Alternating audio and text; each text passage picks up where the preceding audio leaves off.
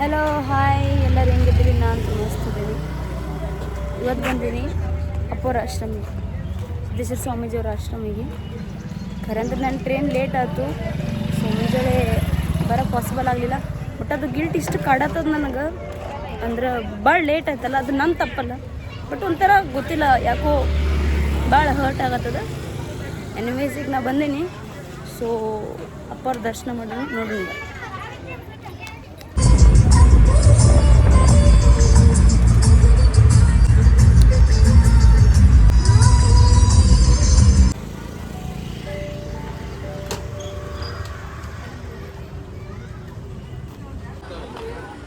ಇಲ್ಲಿ book stall upper ಬರ್ದಿದ್ದೆಲ್ಲ ಬುಕ್ಸ್ಗಳು ಇಲ್ಲಿ ಇರ್ತಾವೆ. ದರ ಸತಿ ಇಲ್ಲಿ ಕ್ಯಾಂಪ್ ಹಾಕಿರ್ತಾರೆ.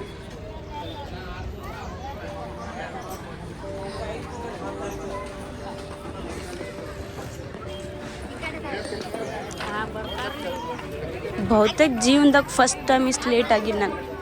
ಬಟ್ ಗೊತ್ತಿಲ್ಲ, ಭಾಳ ಹರ್ಟ್ ಆಗತ್ತದ ನನಗೆ. ಯಾಕಂದ್ರೆ ಗದ್ಗೆ ಪೂಜೆ ಆಗಲಿ ಅಪ್ಪರ ಪೂಜೆ ಆಗಲಿ ಇದು ಯಾವತ್ತೂ ಮಿಸ್ ಮಾಡಿಲ್ಲ ನಾನು. ಈ ಸತ ಮಿಸ್ ಆಗ್ಯದ ನನ್ನ ಕಡೆಯಿಂದ.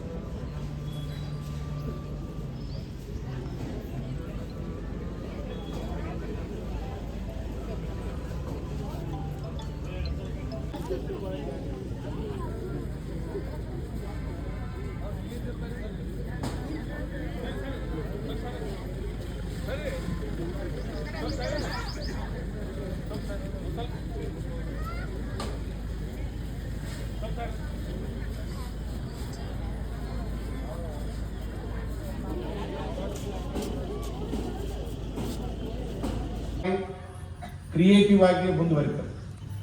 ಅದು ನೀವು ನ್ಯಾಯ ನಿರ್ಣಯನೇ ಮಾಡೋದಿರಲಿ, ಲೋಕಾಯುಕ್ತರಾಗಿ ಕೆಲಸ ಮಾಡೋದಿರಲಿ, ಫಾರ್ಮರ್ಸ್ ಆಗಿ ಕೆಲಸ ಮಾಡೋದಿರಲಿ, ಲೇಬರರ್ಸ್ ಆಗಿ ಕೆಲಸ ಮಾಡೋದಿರಲಿ, ಲೆಕ್ಚರರ್ಸ್ ಆಗಿರಲಿ, ಲಾಯರ್ಸ್ ಆಗಿರಲಿ, ಜಡ್ಜಸ್ ಆಗಿರಲಿ, ಎಲ್ಲರಿಗೂ ಕೂಡ ಅವರ ಬದುಕಿನಲ್ಲಿ ಆ ದಿನ ಅವರನ್ನು ಸ್ಮರಿಸಿ ನಾವು ಅವರ ಮಾತುಗಳನ್ನು ಕೇಳಿ ಕೆಲಸ ಪ್ರಾರಂಭ ಮಾಡಿದರೆ ಅದು ಅತ್ಯಂತ ಪರಮ ಪೂಜ್ಯ ದೊಡ್ಡಪ್ಪನವರ ಪಾದಾರವಿಂದಗಳಲ್ಲಿ ಭಕ್ತಿಯಿಂದ ಕೊಡಮಟ್ಟು 3ನೇ ವರ್ಷದ ಜ್ಞಾನಯೋಗಿ ಸಿದ್ದೇಶ್ವರ ಅಪ್ಪ ಅವರ ಗುರುನಮನ ಕಾರ್ಯಕ್ರಮದ ದಿವ್ಯ ಸನ್ನಿಧಾನವನ್ನು ವಹಿಸಿದ ಪರಮ ಪೂಜ್ಯರು ಅನುಭಾವಿ ಗುರುಗಳಾದ ಜ್ಞಾನಯೋಗ